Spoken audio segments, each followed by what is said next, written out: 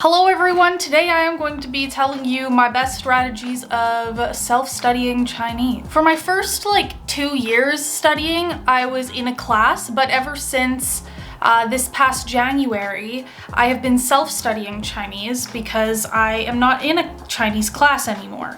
And so I have come to realize a few strategies that kind of work for me, and there's also some resources that I also feel like might be really useful for you as well, and so I'm gonna talk about it all today. Gotta have some black tea in the morning, am I right? Really gets you going. Okay, there's two things that we need to recognize. First thing is you need to have a goal with your Chinese language ability. You can't just learn and not expect anything, and you can't learn and then expect everything. And so you just need to have a realistic goal for yourself. Number two is there are different components to learning a language: writing, reading, listening, and speaking. And so I'm gonna go over different resources and strategies for each one of those things. Hopefully you'll learn something or get some good tips and advice. Let me first talk about writing. You don't need it.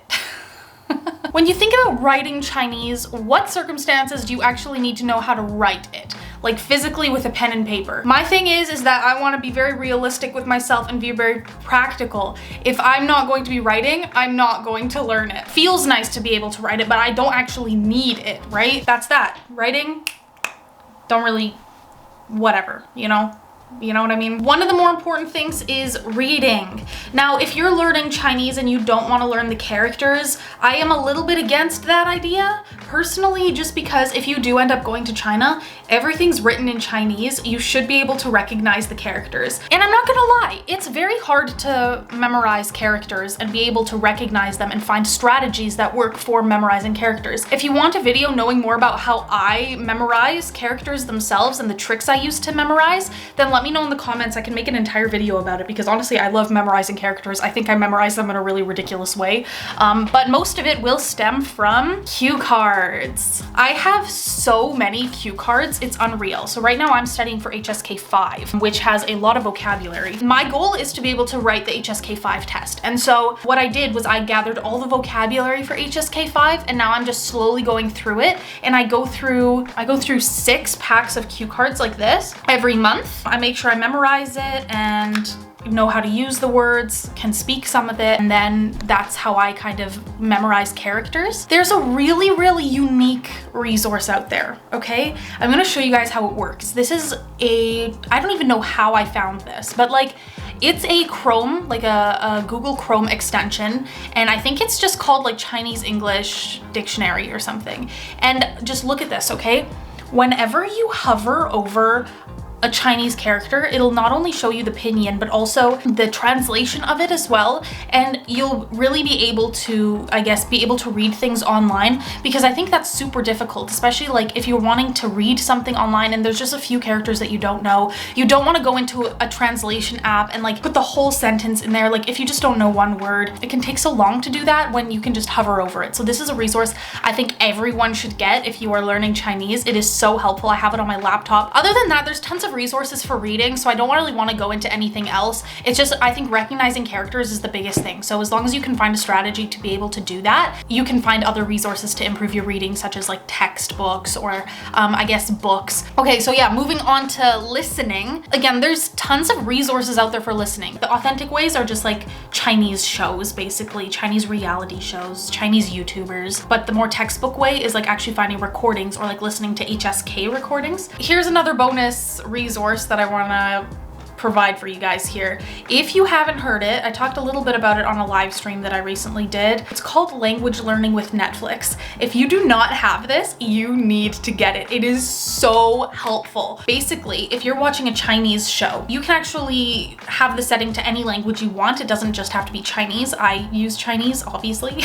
Essentially, what it'll show you is it'll show you Chinese characters, what they're saying, the subtitles, and then it'll show you the pinyin and then it'll show you English or whatever other language you want to put it to. So you have so many like ways of putting the settings so that it's flexible to you. Then you can hover over the character to see exactly what that character means. You're also able to see sentence structure, which is really nice. And you can listen to them say the sentence in a very authentic way and repeat after them, which actually kind of goes into my next point, which is speaking. I think one of the best ways that you can improve your accent or your speaking level is just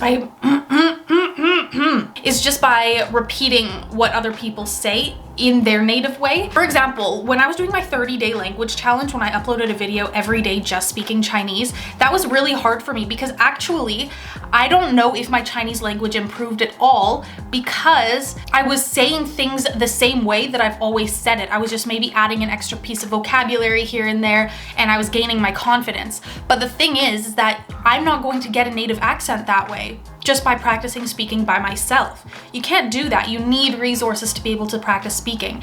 And so that's, I guess, one of the first ways is just repeating what people say in a TV show. Language learning with Netflix makes it really easy. Other ways that you can do is you can get a language partner. This way you can actually practice having conversation with a native speaker. I got a language partner probably 3 or 4 months into learning the language, and I look back on it now and really my language ability was not that great, but I still found people that were patient enough to help me even though their English, let's say, was really good. I recommend that if you can, there's resources like Hello Talk in Tandem. Another way to practice speaking, I guess, would just be to push yourself to speak it in every situation you can. If you're going out with a Chinese friend, try talking to them in Chinese. It doesn't have to be like all the time, like the whole time doesn't have to be Chinese. Like maybe your level isn't that far in advance yet, but if you, let's say, are going to get bubble tea, how about you order the drinks in Chinese for both of you? Or if you are more fluenter,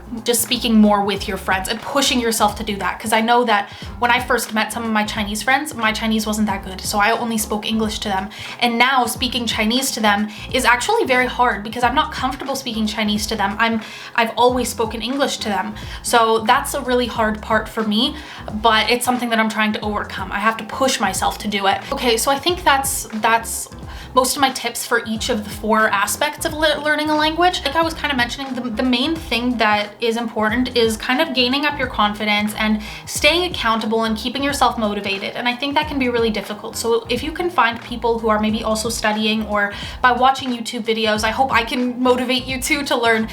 Keep me updated with your progress. It makes me feel good too to know that you're improving. I guess like it'll kind of set you up in a better position so that you're able to reach your goals. My friend Joe from Elementary Chinese. If you guys haven't heard of him, you should go follow him on Instagram, go follow him on Facebook, whatever, on YouTube. He's basically a language learner himself, but he's gotten to the point where he's able to also teach Chinese, and he's certified in teaching. And he has this program as well. We talked about it more on my live stream. Basically, it's called a DIY Chinese community, and he provides a platform where he teaches you how to learn the language the most efficiently for you, and then also provides you with a community so that you're surrounded by a lot of other people also learning the language. And there's people from all over the world I've seen participate in it. So if you want to know more information about that, in case this does interest you, I have a link inside of my description so you can just go check it out. Hopefully this video kind of provided you with a bunch of resources. If you guys have any more ideas about how to self-study the language, I think it would be really useful. Maybe you can leave some of your links or some of your suggestions inside of the comments, because I think it could be helpful to a lot of people watching the video as well as myself, because I'm always looking for new ways to improve my study habits, because, you know, that's something it's hard for me. And if there's anything that you want to see in particular about how I self-study, just make sure to also leave that in the comments, and maybe I can make an entire video just about that. Have a great day. I don't know how to end my videos now. This is so weird doing it in English. I have a thing in Chinese that I say. I'm just gonna do it in Chinese. How about that? 如果你们喜欢这个视频的话，请点赞和关注我哟。谢谢大家，下次再见，拜拜。